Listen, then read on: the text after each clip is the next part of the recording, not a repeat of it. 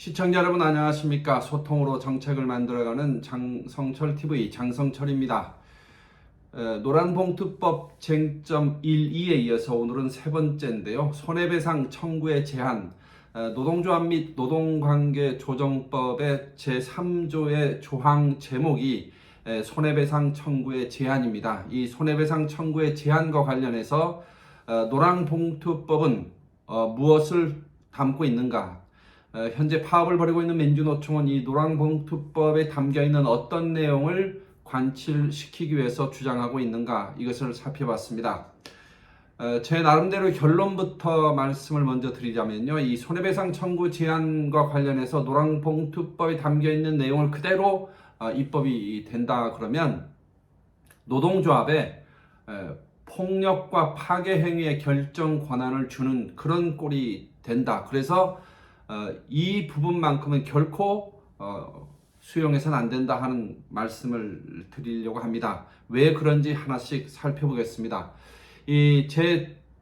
손해배상 청구 제한과 관련해서는요, 현행법은 조항이 1로 되어 있고 1이라고 하는 숫자가 없죠. 제3조의 조항이 하나입니다. 그런데 노란봉투법, 다시 말하면 개정법률안에는 조항이 1, 2로 나눠져 있습니다. 현행법 조항부터 우선 살펴보겠습니다.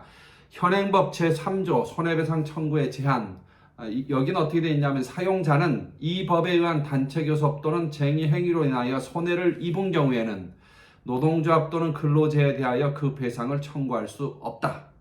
얼뜻 보면 사용자가 손해배상 청구를 할 수 없는 그런 취지를 담고 있는 것처럼 보이지만 달리 해석을 하면 이 법에 의한 쟁의행위거든요. 다시 말하면 법률에 의해서 정해진 그런 쟁의행위, 이 부분에 대해서는 사용자가 쟁의행위에 가담했다는 이유만으로 노동조합이나 근로자에 대해서 손해배상 청구를 해서는 안 된다. 다시 말하면 불법적인 쟁의행위에 대해서는 청구를 할 수 있는 여지를 둔 조항이라 볼 수 있습니다. 두 번째, 노란봉투법 개정안 제3조, 노동조합 및 노동관계조정법 제3조의 개정안은 어떻게 되어 있느냐? 제목부터가 좀 길어졌습니다. 손해배상 청구 및 압류 등의 제한, 손해배상 청구만 제한하는 게 아니고 압류도 제한하는 그런 내용이 담겨 있는데요. 구체적인 문구를 읽어보겠습니다.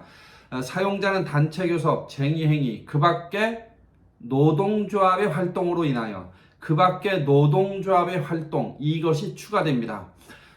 다시 한번 말씀을 드리면 사용자는 단체교섭, 쟁의행위, 그 밖에 노동조합의 활동으로 인하여 손해를 입은 경우 노동조합 또는 근로자에 대해서 손해배상을 청구할 수 없다. 다만 폭력이나 파괴 행위를 동반한 경우에는 그러하지 아니하다.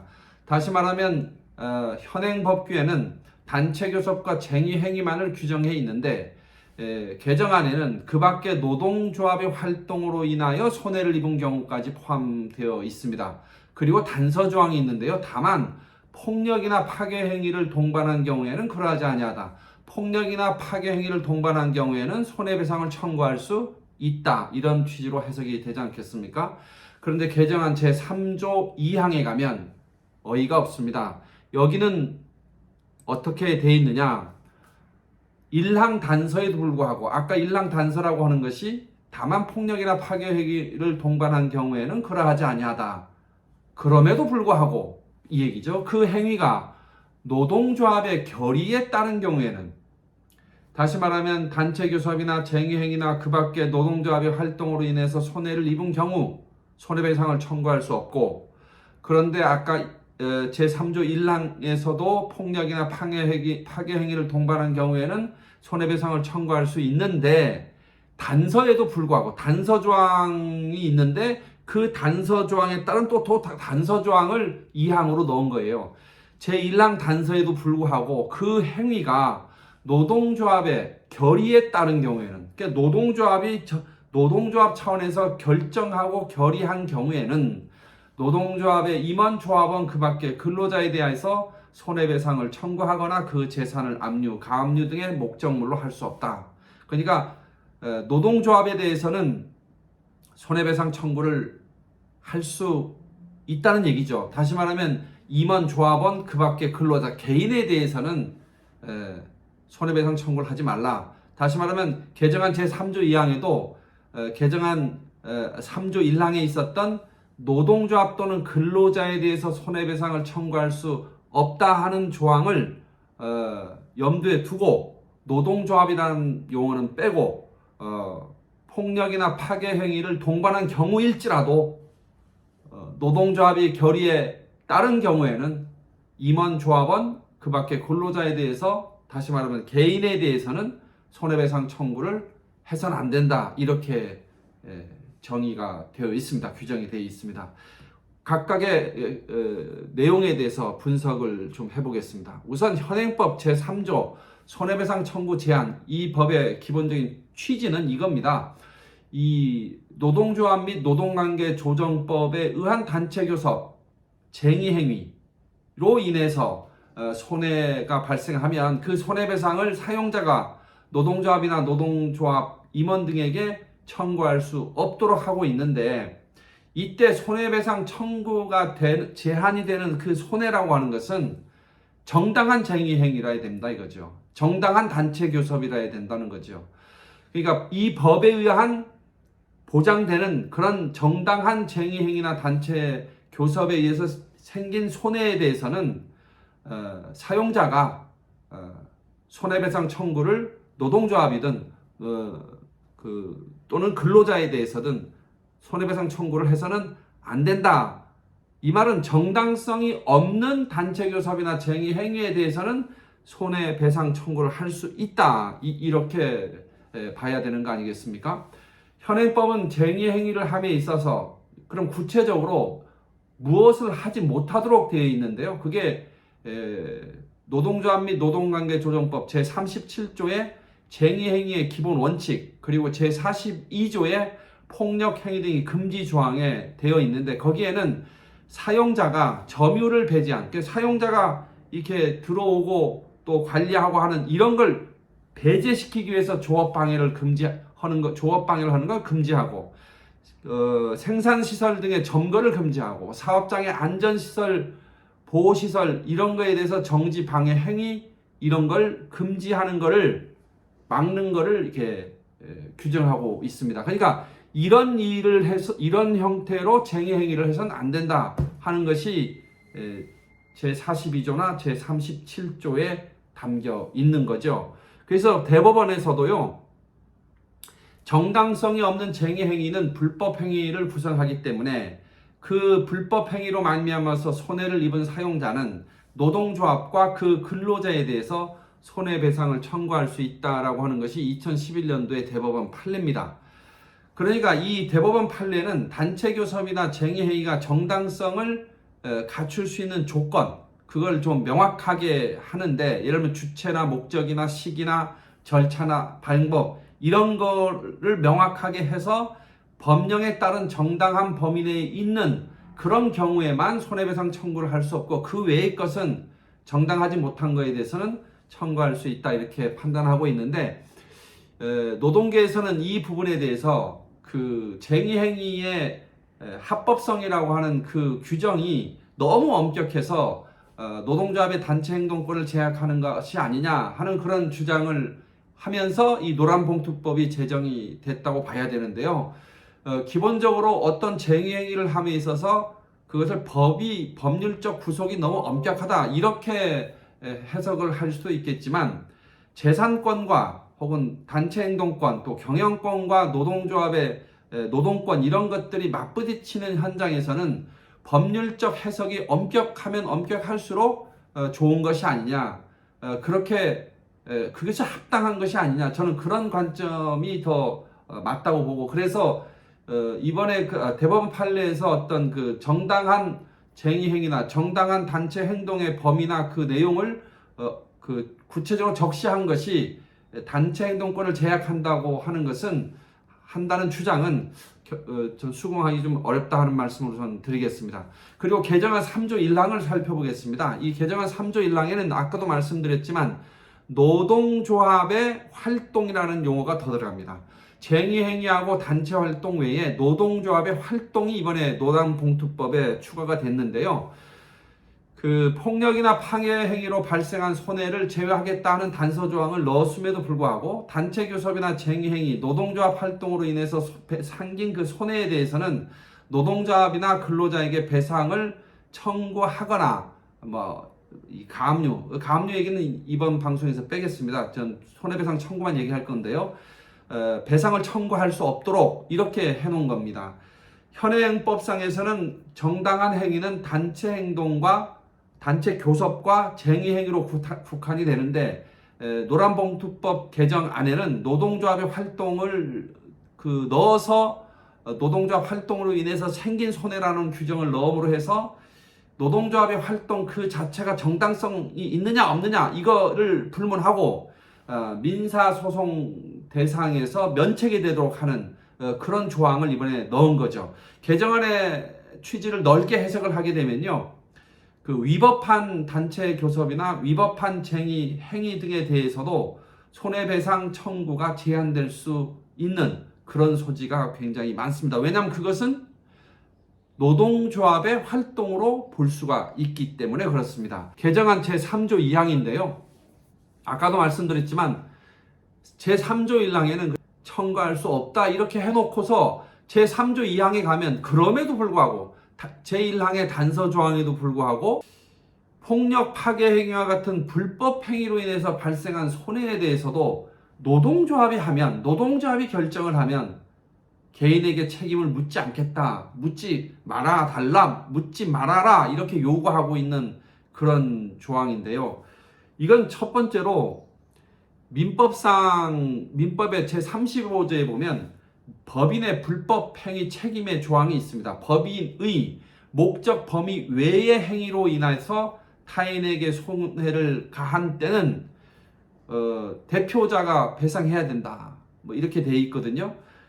근데 불법 행위를 저지른 사람들이 책임을 지지 않아도 되는 거예요. 왜? 결정한 거에 따라서 노조원이 폭력이나 파괴 행위를 하면 그건 본인의 의사하고 상관없이 한 거기 때문에 면제해달라, 면책하자 이 주장인데 민법에서는 그런 경우에도 연대 책임을 지도록 하고 있습니다. 공동 불법 행위 책임인데요. 여러분 손해배상 청구라고 하는 게 기본적으로 민사소송 아닙니까? 민사소송의 가장 큰 원칙 공동 불법 행위 책임 이 원칙에도 어긋나는 조항이라고 볼 수 있고요. 최근에 노동부에서 내는 그 해외 사례 보고서를 보면 일본, 독일, 미국의 국가에서도 비록 실제로 손해배상 청구 사례가 매우 적긴 하지만 불법 행위가 있는 그런 책임이 있는 경우에는 노동조합뿐만 아니고 당연히 개인의 연대해서 이루어진 그 개인에 대해서도 책임을 인정하고 있다 하는 말씀을 드리고요.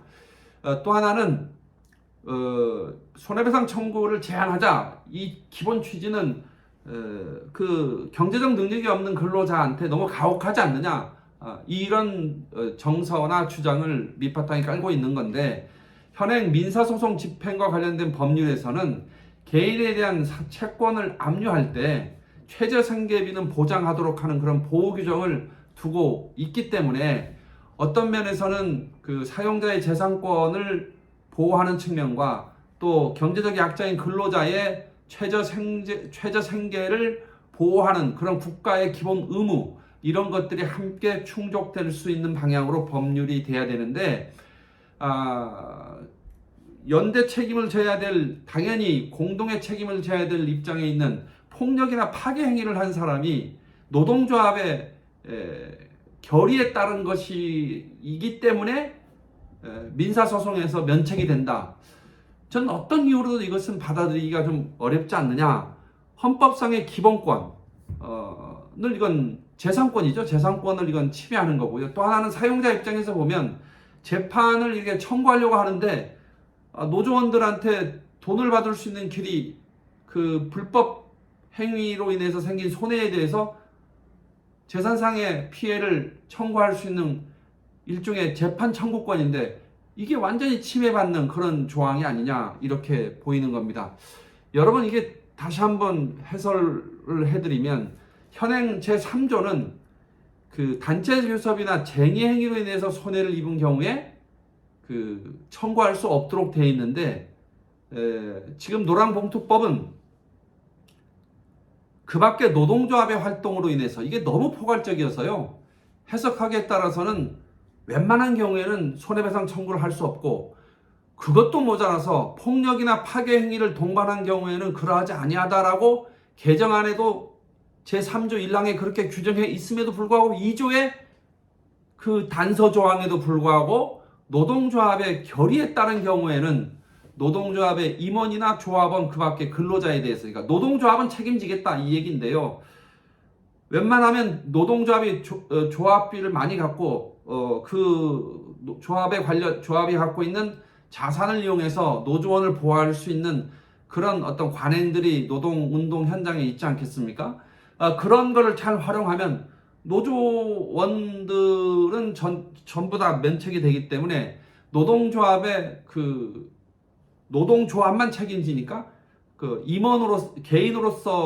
임원으로서의 그 위치가 아닌 개인의 위치에 있는 분들은, 노동조합이라고 하는 법인하고 별개인 개인은 완벽하게 면책이 되는 그런 조항이니까, 이건 아까도 말씀드렸지만 민법상의 공동 그 배상 책임 그런 원칙에도 어긋나고, 자칫 잘못하면 그 누구도 책임지지 않는 노동조합이라고 하는 단체는 있는데 그 노동조합만 책임지는 거기 때문에 그 대표자도 어떤 경우에는 책임을 지지 않을 수 있는, 이게 도저히 법리적으로 납득하기 어려운 조항이 아니냐 이렇게 보여집니다.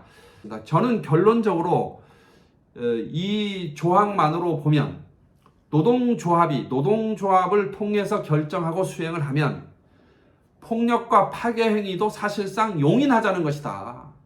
어떻게 이런 법을 만들자고 할 수 있는지, 전 더불어민주당 지도부에서 노란봉투법을 추진하는 것에 정말 경악을 금할 수 없고요. 두 번째, 이를 통해서 기업의 실질적인 권력이 누구한테 가겠습니까? 노동조합이 가질 수밖에 없죠. 왜냐하면 폭력이나 파괴 행위를 통해서 경영진을 협박을 할 수 있는데요. 그런 거에 대해서 혹은 여러 가지 쟁의 행위를, 불법적 쟁의 행위를 아주 마음 놓고 할 수 있는데요. 그렇게 됐을 때 과연 경영진이 어떤 권한을 가지고 회사를 경영할 수 있겠습니까? 경영진이 사실상 무력화되는 그런 결과가 올 수밖에 없고, 만약에 이 법이 통과가 되면 현재도 강성 노조다, 기득권 노조다 하는 여러 가지 비판을 받고 있는데, 강성 기득권 노조는요, 그 누구도 힘으로도요 단체 행동권이 있기 때문에, 두 번째는 법률적으로도요 대항할 수 있는 그런 게 전혀 없는 겁니다. 단언컨대 만약에 이 노동조합 및 노동관계조정법 제3조 제3항 손해배상 청구의 제한에서 아까 말씀드렸던 그 밖에 노동조합의 활동으로 인해서, 그리고 두 번째는 노동조합이 결의에 따른 경우에는 이런 조항이 들어간 법이 통과가 되면